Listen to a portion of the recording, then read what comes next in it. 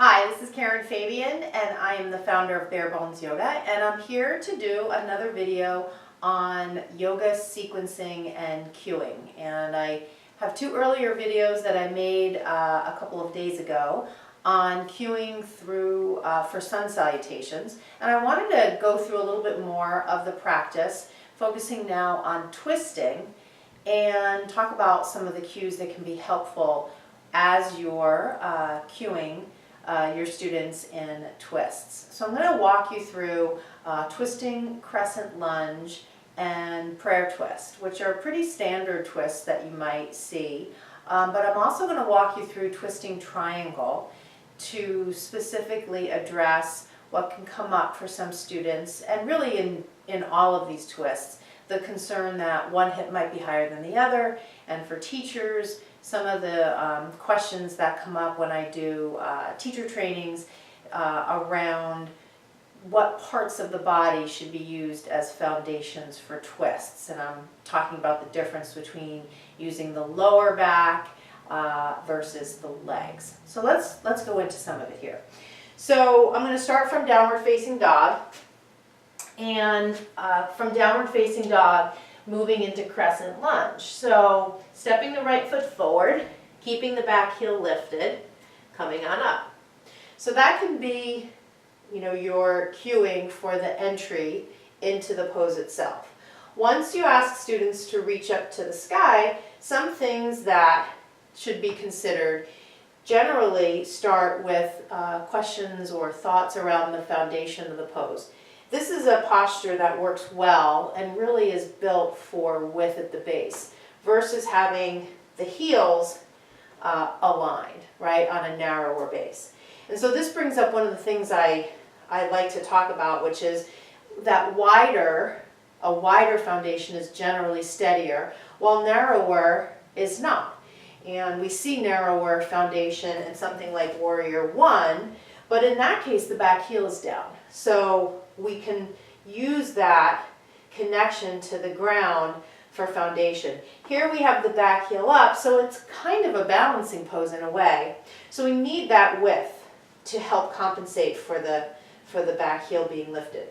So once as a teacher you look at the ground and you get a sense that they've got the necessary width to be steady, the next thing that can tend to happen is a lot of kind of a blowing out of the chest and the subsequent lordotic curve or concavity through the lumbar spine, through the low back.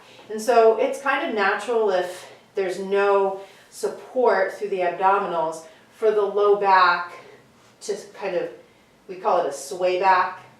So sometimes it's helpful to cue around the core, specifically the rectus abdominis, so that long line of musculature that runs from the pubic bone up to the sternum, and asking folks to draw inward slightly.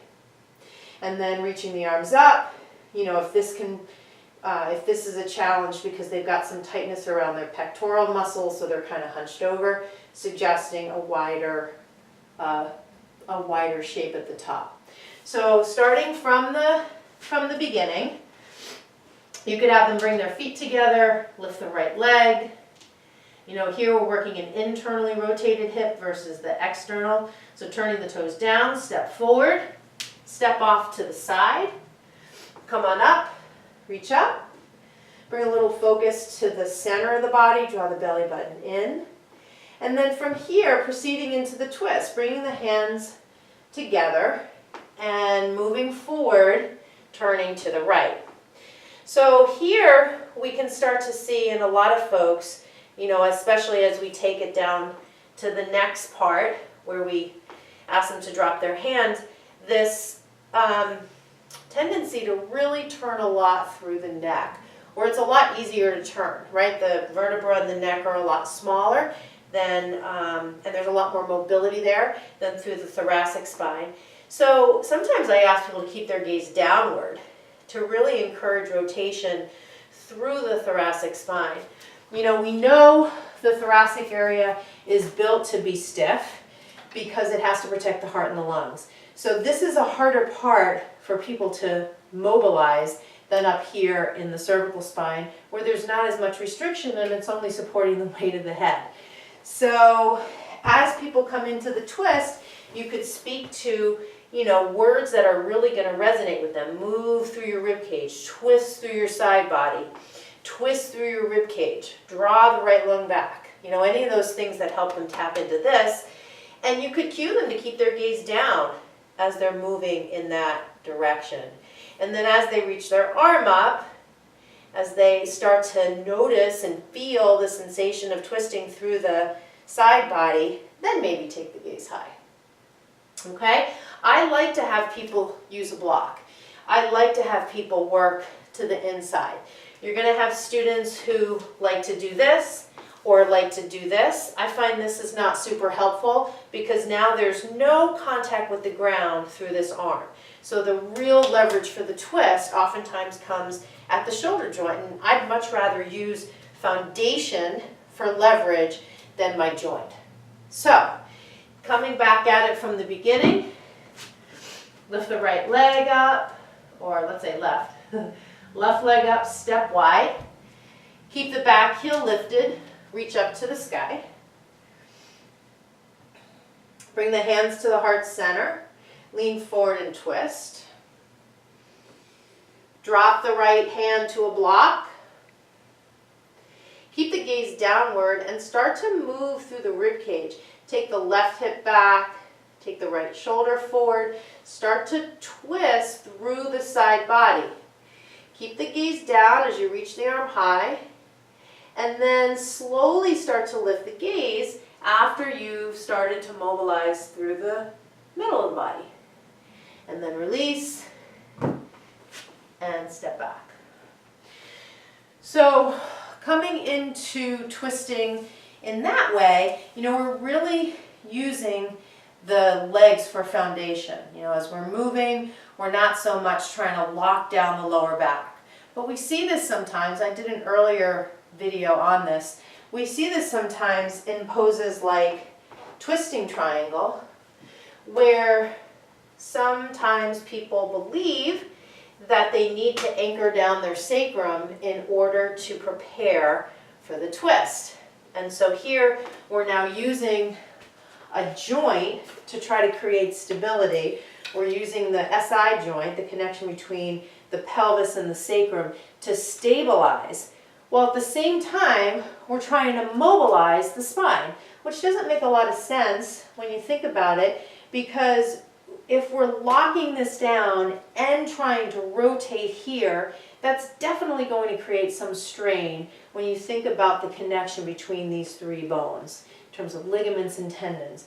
And so I'd much rather use my legs to create that foundation and not worry so much about locking this down. So here, applying the same principles, setting the foundation, stacking the shoulder over the wrist, having the block on the inside versus the outside just creates a lot more kind of steadiness through the base. This is not so steady. If people want to do it, great. But if you want to create a nice steady foundation and then create the rotation, you're going to be much better off with the arm on the inside. Not worrying so much about stabilizing through here, stabilizing through here. Same idea. Keep the gaze downward, move through the rib cage, eventually take the gaze up if you want, or maybe you don't. But here I'm using my legs to create the foundation. I'm not locking down through my sacrum. Same thing shows up in prayer twist. So as folks come down into this and start to move and start to take it, into the progression of the pose, not worrying so much if this hip gets higher. As we twist, we're using the legs to lock down the foundation and to create that steadiness versus the sacroiliac joint. So I talk about a lot of these concepts, this idea of creating foundation before you create rotation, the idea of wider is steadier, narrower is not. I talk about a lot of these in my book, Structure and Spirit, Moving Smarter Both On and Off the Mat. And this book is available on Amazon. You can also get to it via my website, which is barebonesyoga.com. And when you go to my website, I have a number of things that you can download for free. The first time you ever visit the website, you're going to get a landing page with 3 different options to download. If you're a prior visitor to my website, you'll get brought right to the home page, and there's a couple of different things, a sequencing worksheet and an anatomy worksheet series that you can download, all for free. So I like to provide a lot of resources to people who are interested in yoga, yoga teaching, yoga anatomy. The website also has webinars as well. So I'll include in the description below the link to the website, barebonesyoga.com. And if you have any questions, feel free to send me an email. Thanks so much for watching. Namaste.